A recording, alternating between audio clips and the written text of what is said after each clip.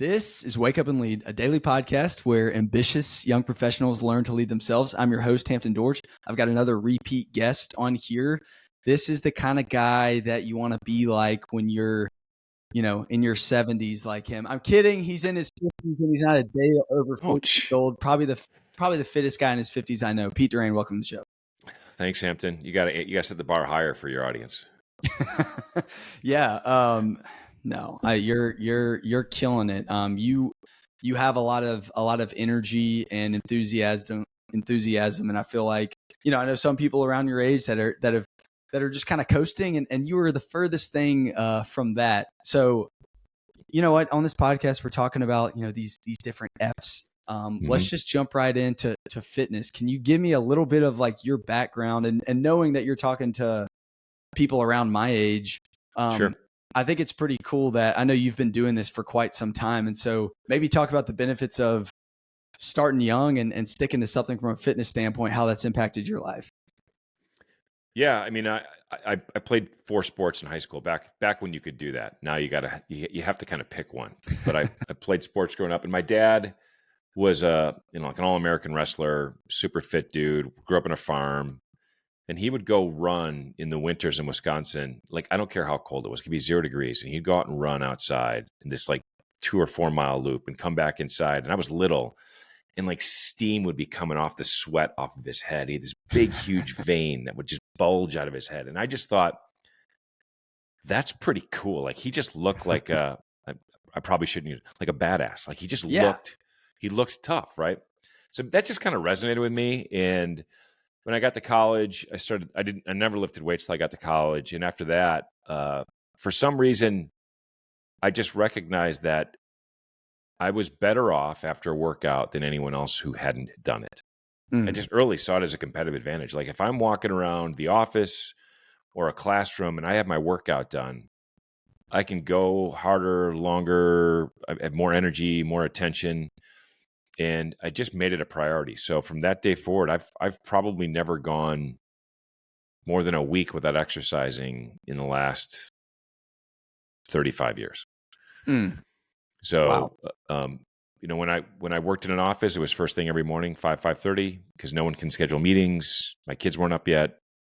And once I got to work and got home, I couldn't say to my wife with 3 kids around here, I'm going to go to the gym for an hour. It just didn't work. So, that's when people say, well, I'm not a morning person. I'm like, well, you have to be.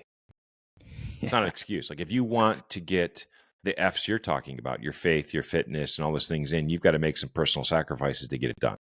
Yeah. And if you don't, and your afternoon gets away with you, a customer calls, your wife says the baby just got sick or something, your workout's gone if you haven't done it at 5:30. Yep. You're right. I remember the first time we talked and you posted about this some on LinkedIn. The first question that I ask, and I think I got this from you, is when someone says I'm not a morning person, what is it? Okay, so what does your 9 to 11 p.m. look like? What are you doing then? I'm watching TV. That's what they're doing. And I'm going to bed at 10 o'clock, and I don't really watch a lot of TV. TV's not bad, right? I mean, you could, by the way, throw your Netflix show on, do a workout in front of it. I think that's great, right? I mean, if that's your thing, just get it done. But most people don't have the energy to work out from 9 to 11 at night. I mean, let's just be honest. There are, by the way, the people that are listening to this that are, good for you, man. That's awesome. I'm just not that person. But 99% of the people are winding down at that point in night. And, they're going to go to bed at 11 or midnight and get up at 7 or 8. I go to bed at 10 and get up at 5. It's just a different use of those extra hours that we're allocating for something. You just get more productivity in the morning. And by the way, when you're done with the workout first thing in the morning, how do you feel? Amazing. Pretty good, right? So no one regrets a workout. They regret the one they didn't do. So it's a mental practice thing, right? So yeah. I know you like working out alone. You're just, I mean, you're a dog. You're like, no, put me alone in a room. Let me go run alone. But I guess, do you have, as you look around at your peers, I mean, do you have some other friends that are right there working out with you, or do you look around and there's a lot of folks your age that are like, yeah, I'm done. I'll get my maybe a walk in. I'm fortunate. My closest circle of friends, other guys my age, all exercise to a different level, right? I'm a bit psycho.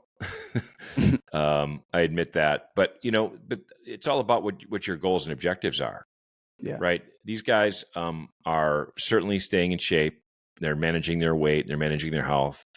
Since I started doing triathlons and doing some other things, I like to push myself in every workout. There's no other way to Hmm. describe it. And for some reason, I can do that by myself. I don't know why. My wife prefers to work out with other people, Hmm. so she loves going to a class or getting three other women together. She loves the social aspect of it, and I think that was rooted in the fact that when she was a stay-home mom, she didn't get a lot of time with other people, so she craves it. And she feeds off the energy, and she's the motivator. She goes to a place called Burn Boot Camp, and we were down in Florida. She found one 25 minutes where we were and went there Yeah. on her own. And she's clapping and cheering people on. And apparently they don't do that at that gym. They were kind of looking at her like, all right, lady, what do you, she's like, she's the grandma of the group, and she's probably more fit than 80% of the people in that room. So God bless her. Yeah. Oh, I bet you're right. Has it, and you alluded to this a little bit, has this obsession with fitness and just making it a non-negotiable in your life, has it helped you as a dad and in your career? Oh, well, I'll take the dad part first. Yeah, I think if you don't take care of yourself, you can't be a good father, right? Yeah. If you're overweight and you're not happy with yourself, you have no energy, you're cranky, that's going to reflect it back on your kids. And even worse is you're setting that example for your kids. Your kids don't even at a young age know how to. I didn't understand why I thought my dad was cool when he came in with that vein bulging and steam coming off his head. I just knew it was. Yeah. Right. And your kids will emulate what you do far more than they will emulate what you say. So if Mm. you want to raise healthy children, don't ask them to do something you're not willing to do. Yeah. And it's so, and it's the same thing at work. If I go into the office and I've got my workout done, and especially when I was traveling a lot, you watch people travel who are unfit, they are wrecked. Yeah. Right. Hotels are the best place to get a workout. And people don't, I can't work out when I travel. Are you kidding me? When you travel, rarely do people start a meeting before 9 and the hotel gyms are empty. So You get have home so from much your time. meeting. Yeah. Yeah. Go to bed at 9 o'clock at night, get up in the morning, do your workout, get breakfast in the hotel, and go to your meeting. That's how you get it done. And most people, I'm like, dude, I've been packing workout stuff for 30 years in my bag. And if there's no gym, I'll do it in my hotel room. Yeah. You can do 100 burpees and jump squats and push-ups in your hotel room, kick your own butt in a 4-foot square, and no one needs to. I mean, right? I make it sound Yeah. simple because it is. Yeah. Yeah. No, you're right. Your kids are watching, and clearly yours were, because you had more than one college athlete. What did some of your kids do? That you've got some accomplished kids here. Well, my daughter played basketball, volleyball, and soccer in high school, and was the female athlete of the year at her high school, which is the largest sports high school in the state. So she did well. I She love probably it. could have gone D1 in any one of the sports, but she's like, I'm not going to make a living doing this. And her boyfriend, now husband, graduated high school in 3 years and got a full ride in mechanical engineering to play soccer at Duke. So she's just like, Wow. I think I'll watch him play. Yeah. And then my two boys, one played D1 soccer at NC State, had a great career. And then my youngest one just wrapped up his D1 career at Elon and had a great career. So they're all way better athletes than me. And they would be happy to tell you, Hampton, that they're better athletes than me. We run every once in a while to look back. Really? Like that's all you've got? I'm like, trust me, parts are going to start falling off if I try to go faster. Oh man. Yeah. I mean, that's a great lesson right there. Your kids clearly that they were watching right there. So one of the things I'm talking a lot about is like this future piece, because I think a lot of times people around my age in their, mid-20s or so, and I'm calling it young professionals. I won't put an age there, Sure. but I think a lot of times people are just so, focused on like finding the right job and getting the good pay and getting the benefits and everything like that. And, I hear people say things that I feel like I've tried to live by around like learn before you earn. And obviously I want to earn too. I want to make money. I want to learn and earn, but like, I feel like there's got to be a benefit of thinking long term about like, what do you want your life to look like? What do you want your career to look like? Is that something early on in your career that you were doing? Were you thinking about the future, or was there a point where you decided to to do that? Like, talk me a little bit through like your career and some of the good decisions you made, and maybe bad ones too. I don't know. Oh, I've made some bad decisions for sure. I think I may have thought about the future too much to the sacrifice of the present, right? So Okay. for some reason I thought I want to run a company someday. My Mm-hmm. dad ran a small engineering firm, was the most humble guy I know. I've never heard anyone say an unkind thing about my dad. Not because he's a pushover, it's just because he can make tough decisions and still treat people incredibly well. And I was drawn to that. So I wanted to try everything. I wanted to try sales, marketing, finance, operations, engineering, research. I wanted to do them all, Mm-hmm. so that when I started to run a company, I could at least relate to people. I might not Yeah. be an expert in their particular part of the business, but I could understand their terminology and understand their problems. So Mm. I took a lot of unique roles early in my career, 1 to 2 year roles intentionally. If I could get it at the same company, I would have. I couldn't get some of the things I wanted to do at the same company. For example, I started working in paper in a Kimberly-Clark. I didn't want to sell paper. Yeah. I'm an engineer, so I wanted to sell something more technical. So I went into marketing and sales and more technical companies and moved through the ranks. And then, got a chance to go work at a startup in Southern California, and that was it. I was hooked. Like, that was absolutely, the itch was scratched. I knew I want to do this the rest of my life. When was that? Southern 90, California. 97. Man, great year. That was the year I was born. Yeah. So you were born, and I was moving my wife and 2 kids to Southern California. Man, And how long did you live out there? a couple years till Okay. 2000, and I loved it. I loved the energy. I mean, we were writing code at 3:00 in the morning, drinking industrial size containers of Starbucks. It was exhilarating and fun, and it tapped into a lot of the creative side of my spirit. And then I went from there. I got recruited, oddly enough, to go to one of my first customers, which was GE. Mm. So I went to the exact opposite, one of the largest companies in the world. Learned a ton there, had a great experience. And then I was recruited from there back into the same industry to run a company up in Michigan, and haven't looked back. I've been founding and starting and running companies ever since. Man, wow. So one of the things that I'm sharing, and tell me if you think this is bad advice, but I like thinking about, as people, my age, I don't know exactly what I'll end up doing in 5-10 years, but I have a general idea of the things that I love and I'm passionate about. And so I think a lot about like the direction that I'm going in. It's like, when it comes to Wild Spark, I enjoy the leadership development stuff. I like the startup feel. When it comes to this podcast, I like meeting people and learning. And so I'm kind of doing this stuff, knowing that it's leading to something. Who knows exactly what that is? Right. It sounds like you knew you wanted to run a business. And so you said, heck, I'm going to try everything. I'm going to learn enough to be dangerous in these different areas so that I can relate when it comes to it. So were you, at some point you just said, I'm ready to, I want to run a business one day. I'm just going to start doing this stuff so that when the opportunity comes, I'll just go for it. Yeah, I think I was fortunate in some of the larger companies I worked at when I was younger. I was able to move up the food chain fairly quickly and get a lot more responsibility. So I was leading big teams. And one of the places I worked at Eaton, I was fortunate with 2 other guys to do a startup inside of a large company.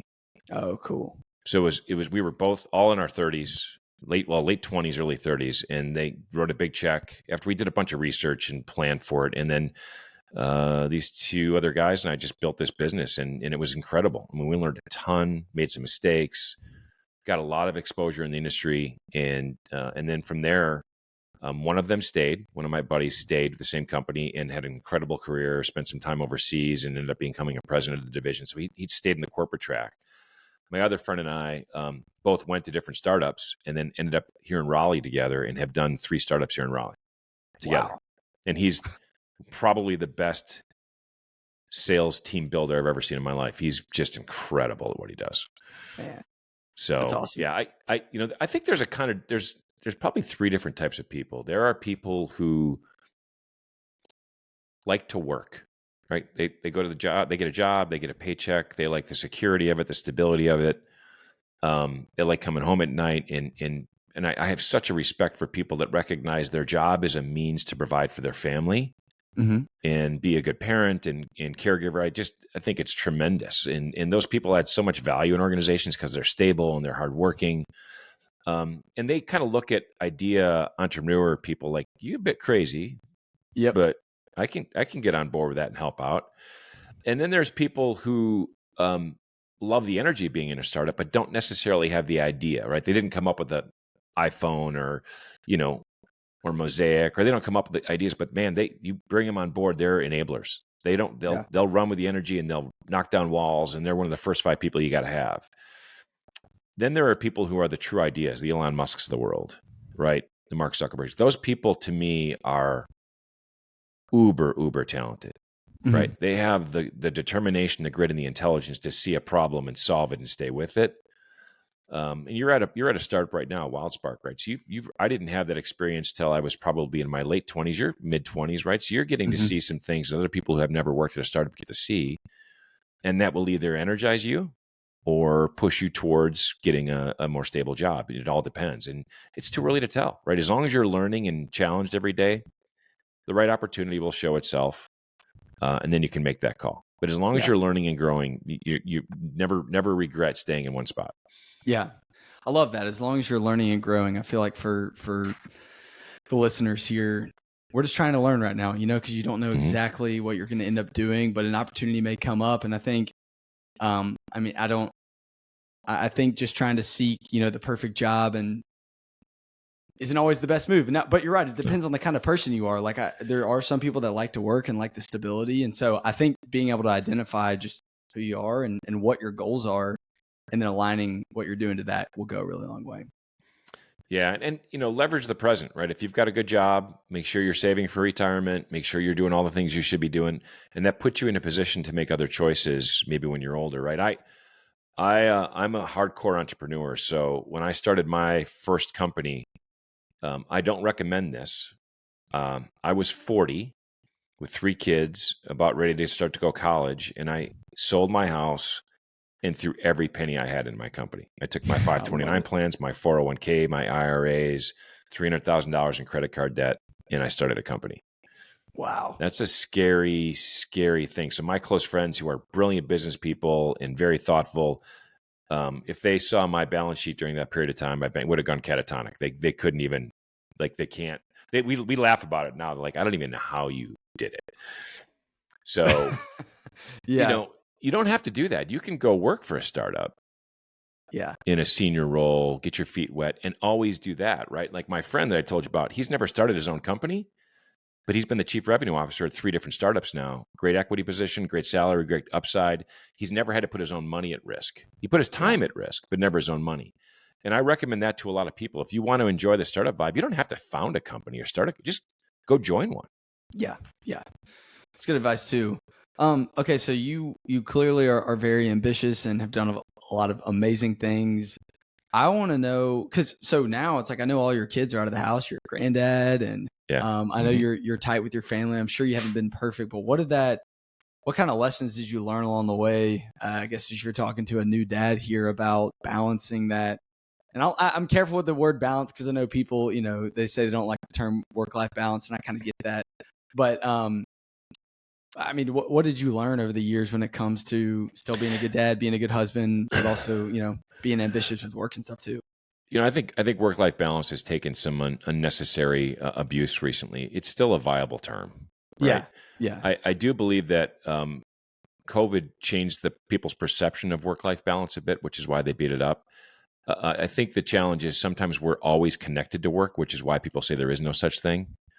But at the same time, if you learn how to use the technology to your advantage, you can be tethered, but still be present when you need to be with your family. So there's Mm. there's ways to do that. And to your question, I'll give you the two most important reasons why. I will never point to my business experience as there's my success. Look how successful I was, because I've got huge mistakes, I've got failures, I've got all sorts of things that go along the way. But I will point to my family, and I will tell you that has been successful. And I don't have to. I just have to point to my kids and my wife, and people go, "Yeah, okay, great." Um, I married the right woman, Hmm. and we put God at the center of our relationship. Amen. Those those are the two things that we established early. My wife is the best mom I've ever seen in my entire life. Yeah. Oh, it is. We when we got married, we said one of us will stay home with the kids, That's just it's not right for everybody. And we sold a car, we downsized all of our expenses when that happened. And I said, I'll stay home. And I was an engineer making good money, and she was a teacher. She's like, I don't think you stay home and we live in a van by the river while I'm teaching, right? That's not how this is going to work. So, and the day she would have gone back to teaching, there's no way she could have handed my daughter to someone else. Yeah. She goes, I cannot do it. And then she just said, all right, I'm going to dig in and I'm going to be the best mom there is. In Hampton, she, for 30 years, put everyone else before her needs. She still got her workouts in, but only after everything was done for everybody else. And man, if there was handwritten notes in the lunch boxes, she sung with them on the way to school. And when she picked them up, wanted to dig in how their day was. And we always had a family dinner every night until the kids started playing sports. Even then, there was classical music like Nat King Cole and Frank Sinatra on the radio, a meal going on, and she just killed it. Yeah. And I was able to ride alongside of that, and I played my part, but she would have to pull me in, slap me upside the head every once in a while, and go, dude, you're just working too much, you're not present, get it. So she was the patriarch of our family without a doubt, and we had a really good balance. So there's one other secret I'll tell you when we get to it that helped that work, but married the right woman and kept God at the part of our relationship. That's it. That's good. Yeah. I mean, so when y'all got married, has faith in God always been like a part of your marriage and part of y'all's life? Yeah, it has. We've gone to church basically every Sunday since we've been married. Baby was born in the baby seat as soon as Julie could walk, and that baby was at church with us, right? And if we had 3, we brought the kids to church, whatever, right? I mean, we wanted them to be part of it. And my kids, by the way, all 3 of them have their own faith journey, right? I'm not preaching to them. I'm just living by example and letting them make their own decisions. They have to have a personal relationship with God, and I want them to develop that on their own. And if they want a body of evidence for what that means, I'm happy to share it with them. And there are times that I do, and there are times that I don't. And they might roll their eyes in the background every once in a while, but prayer has been an integral part of my life. And my wife discovered about 5 or 6 women here that felt the same way and got involved with a Bible study, and that changed her prayer life immensely. And it's the first thing I do every day and the last thing I do every night. So, this is something I'm working through right now. I absolutely believe in prayer. I do pray. I believe in God. Like, I believe like the whole purpose of my life is, I know. But here's the thing though. As someone that has a kid now, I'm loving work. I'm on fire, just having a bunch of fun. Sometimes the lie that I believe is like, is it, I'm good this morning. I'm feeling good. Like life is good. I don't need God, which obviously everyone listening, we do need God. That's just like the lie that I believe at times. Somebody like you that is ambitious and moving fast and loves working out in the morning. What is that? I mean, do you ever struggle to slow down to make that time to pray? Like anybody does, right? So, and I think at various points in my life, my prayer life has been better than others. And this is funny, sometimes when you look at your parents get like really faithful and preachy as they get older. You're like, what happens, right? I'm here to say I understand it now a little bit, right? I mean, you just get reflective and you look back on your blessings and the challenges you faced, and you start to get a little more introspective than I think perhaps when you're younger. And I've taken time to pray every day for a long period of time. This last year or two, I made it a point to spend almost an hour in prayer first thing every morning. That's a lot of time. Yeah. And it's a lot of time people like, really? How would you do that? So I read scripture for probably 15 I try to read a chapter of the Bible every morning. And I'm reading the notes. I'm trying to understand what's going on. I'm not just reading, and I'm trying to like literally, I see that. And sometimes I'm really there. Sometimes I'm kind of like not there. And now that I've taken on a new project, so my time has been changed a lot. My schedule's much busier. So then I do my workout every morning. I put headphones in and I use an app that allows me to do 3 different really good meditations that take about 40 minutes, 45 minutes every morning. So I get about an hour in, and I'm doing my workout during that period of time. And, I miss my Foo Fighters and my Alice in Chains and my Godsmack while I'm working out. Believe me, I love that. Yeah. But I'm much more spiritually and mentally and physically fulfilled when I'm done exercising. I spent some time with God by myself. Man, I have felt God in my life in profound ways. And even in the darkest times when life is difficult, that's maybe when I felt him the most, which makes me understand and appreciate the times when he's offering me something good, not as a reward, but like, hey, dude, this is a good thing. You can openly embrace this and be happy with it because I'm offering this to you. And I don't think that's the biggest thing I want my kids and people your age to recognize, that you have to have God in your life every day, not just the good days. And you literally have to not look at it as a sacrifice. You have to look at it as an opportunity. Yeah. That's good. That's good, man. Super encouraging. And I even was talking to a guy this morning, and this is just something I'm super grateful for. But I feel like over the last few years, my life has gone like really, really well, and I'm super grateful. And instead of worrying like I do sometimes, like, oh no, I mean, I'm due for something, Right. It's just like, what if God is just offering this to me right now and blessing me, and he doesn't want me to live in fear of what will happen next. Like, right. Let me maximize the opportunity, give him the glory for it. So that was definitely encouraging for me to hear from Stuff's you. going to happen for sure. Yeah. Right. My wife's had a lot of tragedy in her family. My oldest son almost died the day he was born. Talk about a hit upside the head. That was hard. And, we've seen other people who've had lasting effects of those things. Two of my closest friends have daughters with special needs who are incredible kids, but they will be with them the rest of their lives. Yeah. Right. And it's, and they handle it with incredible grace. And I look at that and I'm like, that's next level parenting. That's next level love. So if you look around and open your eyes, you will see pain, suffering, but also incredible joy and God working in the world that will make you realize how insignificant you are to everyone but him. That's good, man. Well, I think we're going to make a record for the new way I'm doing this podcast. Out of all the ones I've recorded so far, I've not made it through all the 5 Fs. And in like the 2 minutes we have left, because we got to hit this record, I want to talk about fellowship for a second. You've mentioned a bunch of your friends. I'm at, people say like you're the average of the 5 people you spend most of your time with. Over the years, what has like fellowship with other people looked like in your life, and how has that helped fuel everything that you're doing? I've had the blessing of when we got married, we moved away from Wisconsin, where we're both from. We both have great relationships with our families, but we've been forced to build relationships as adults, right? None of the baggage of our past or anything else. So we were able to build our family life together as a core unit, and then allow friends into that circle in a thoughtful way. So we have multiple circles of friends. I have people who I call associates.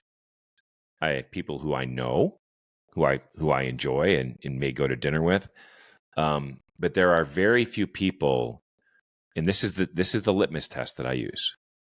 There are very few people I would trust my kids with. Yeah. Like if I wasn't here, I would trust that family to raise my children. That is the ultimate compliment I can give anybody. And there are probably 4 or 5 couples that my wife and I are extremely close to that I would trust to raise my kids. Yeah. It's a great litmus test right there. It is. And it means we can be open with each other. We share the same. We have fun. They're great guys. These are not, we're not all prim and proper. We have a great time together. But man, there are lines that are drawn, and there are values that are deep, and there's a mutual respect for the body of work that all of them present. And that trust has been earned over a long period of time. I love it. It's good to hear. Well, hey, we're up on time, but you went through all of these very clean and concise, but we learned a lot along the way. So guys, Pete Durand is the man. Appreciate you coming on. You know how I like to end this. Are you ready for it? Let's go. All right. It's time for you and me. Wake up and lead, my friend. Yes, sir.